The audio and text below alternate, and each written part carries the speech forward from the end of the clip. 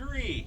For the early part of the grand opening of the 7,500 square foot Phase 2 of the Potash Corp Arc at the Saskatoon Forestry Farm and Zoo, about the only thing on display was a green box. But as the event progressed, the guest of honor eventually took a few tenuous steps in his new home. Phoenix is a red panda, but is actually more closely related to a raccoon than a bear, which makes him a perfect fit here. When we have animals that are not native to Canada, we try to tie in how they are related in other ways to animals that we're more familiar with here in Canada.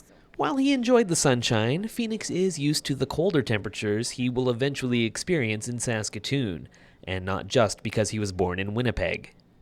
These animals live in the Himalayas in China, and they have a diet similar to regular pandas. About 45% of their nutrition is derived from bamboo, so we actually import bamboo.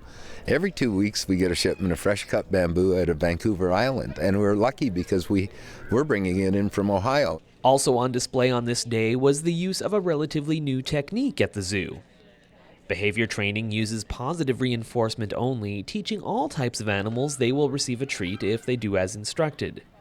Through this, they are taught to show their paws and mouth to allow for visual inspection, especially useful for animals that don't allow for frequent up-close interaction. At the same time, it makes their life more interesting because now there's that interaction with the keepers that they're working with.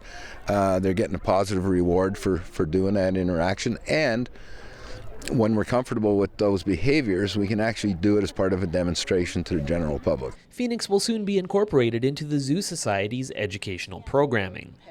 President Claire Bellaro says it's important to share the stories of animals like the red panda, which is approaching endangered status. Otherwise, the zoo is just a collection of animals that people come and are entertained by, but we feel that there should be more than just entertainment value to animals.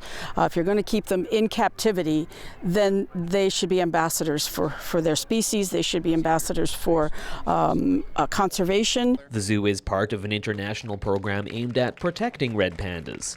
And if all goes as planned, it may help also bring new ones into the world.